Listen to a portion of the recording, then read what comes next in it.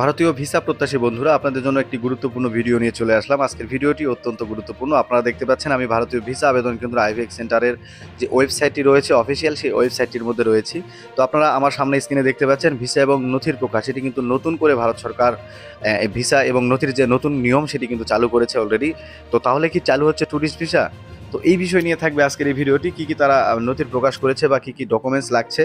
আর tourist visa কিন্তু চালুর বিষয়ে আমি এই ভিডিওতে আপনাকে ভিডিওর মধ্যেই সব কিছু বলে দেব। তো সেই বিষয়ের উপরে আপনাদের অবশ্যই বলবো।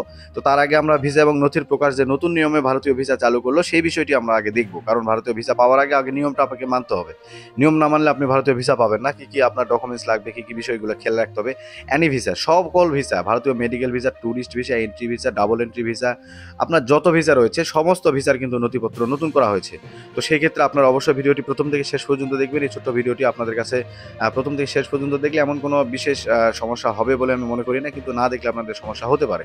তো চলুন কথা না বেরিয়ে আমরা চলে যাব মূল ভিডিওতে। তো যাওয়ার আগে আপনাদের কাছে ছোট্ট একটি অনুরোধ, আপনারা যারা এই চ্যানেলে নতুন দর্শক, আপনারা জানেন যে আমরা এই চ্যানেলে ভারতীয় visa related tips and tricks সহ ভারতীয় ভিসার সর্বশেষ আপডেট আমরা এই চ্যানেলে আপলোড করে থাকি। সেজন্য আমাদের চ্যানেলকে অবশ্যই সাবস্ক্রাইব করবেন এবং পাশে থাকা বেল আইকনটি অলে ক্লিক করে রাখবেন প্রত্যেকটি ভিডিও নোটিফিকেশন সবার আগে পাওয়ার জন্য। তো চলুন কথা না বেরিয়ে আমরা চলে যাব মূল ভিডিওতে। তো এখানে দেখতে পাচ্ছি আমরা ভারতীয় ভিসা এবং নথির প্রকাশ করেছে ভারতীয় সেন্টার আইভিএক। তো ভিসার জন্য প্রয়োজনীয় সাধারণ ডকুমেন্টস এবং দলিলাদি যেগুলো লাগবে সেই বিষয়ের উপরে কিন্তু তারা বলেছে, অনুগ্রহ করে লক্ষ্য করুন যে নিম্নলিখিত ডকুমেন্টস দলিলাদি সহকারে আপনার আবেদনপত্র জমা দিতে হবে। তো ফর্ম জমা দেওয়ার এলাকা অবশ্যই আপনাদেরকে বুঝতে হবে, যেটি হচ্ছে কিশোরগঞ্জ, গোপালগঞ্জ, মাদারীপুর, গাজীপুর, নরসিংদী, নারায়ণগঞ্জ, মুন্সিগঞ্জ, রাজবাড়ী, শরীয়তপুর কিন্তু আইভিএক ঢাকার আন্ডারে আপনারা জমা দিতে পারবেন। তো এখানে দেখুন সেই টাকা এই মানে বিভিন্ন যে আইভিএক এর আন্ডারে আপনারা জমা দেবেন সেই বিষয়গুলো এখানে রয়েছে। এবং তারপরে কিন্তু গুরুত্বপূর্ণ কিছু বিষয় রয়েছে, আমরা সেগুলো কিন্তু আপনাদেরকে জানাবো। তো আপনারা এখন আসি মূল আলোচনায়। তো মূল বিষয়টি হচ্ছে এখন যে আপনাদের ভারতীয় ভিসা করতে, সেটি কিন্তু মূল পাসপোর্ট ভিসার আবেদনের দাখিল করার তারিখের আগে সর্বনিম্ন 6 মাস মেয়াদি হতে হবে। পাসপোর্টে অন্তত 2টি সাদা পাতা থাকতে হবে। পাসপোর্টের অনুলিপি 2য় পৃষ্ঠা এবং 3য় পৃষ্ঠা এবং বৈধতার মেয়াদ বাড়ানোর এন্ডোর্সমেন্ট যদি থাকে তাহলে সেই ক্ষেত্রে কিন্তু সংযুক্ত করতে হবে।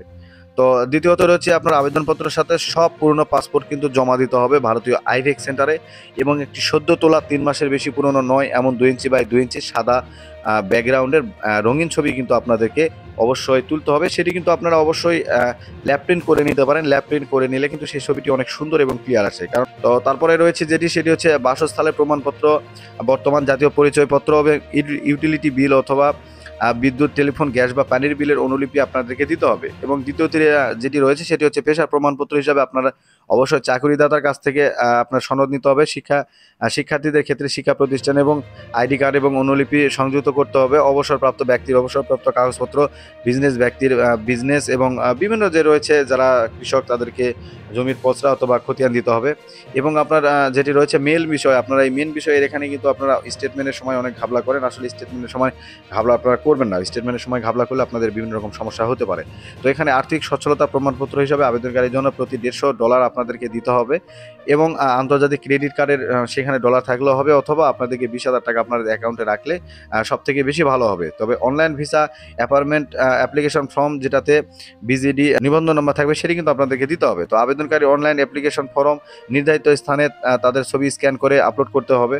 তো আবেদনকারীকে অবশ্যই নিশ্চিত থাকতে হবে যেন বর্তমান পাসপোর্টের জন্ম তারিখ এবং জন্মস্থান একই সাথে পুরনো পাসপোর্ট, জাতীয় পরিচয়পত্র এবং জন্ম নিবন্ধনের সনদের সঙ্গে মিল থাকে।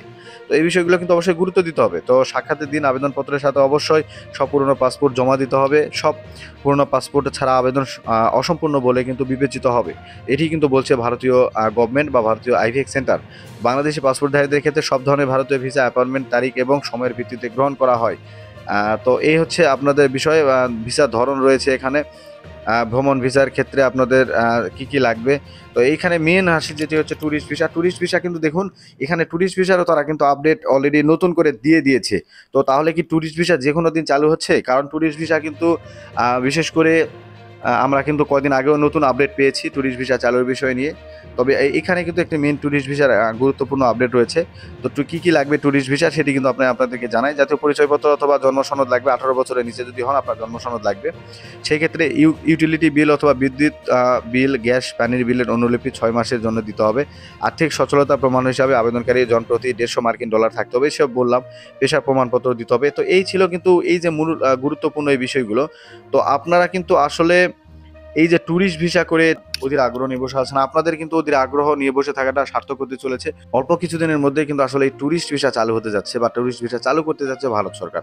আপনারা অবশ্যই ভিডিওটি শেয়ার করে অন্যজনকে দেখার সুযোগ করে দিবেন। দেখা হচ্ছে নেক্সট ভিডিওতে, ততক্ষণ পর্যন্ত ভালো থাকবেন। ধন্যবাদ।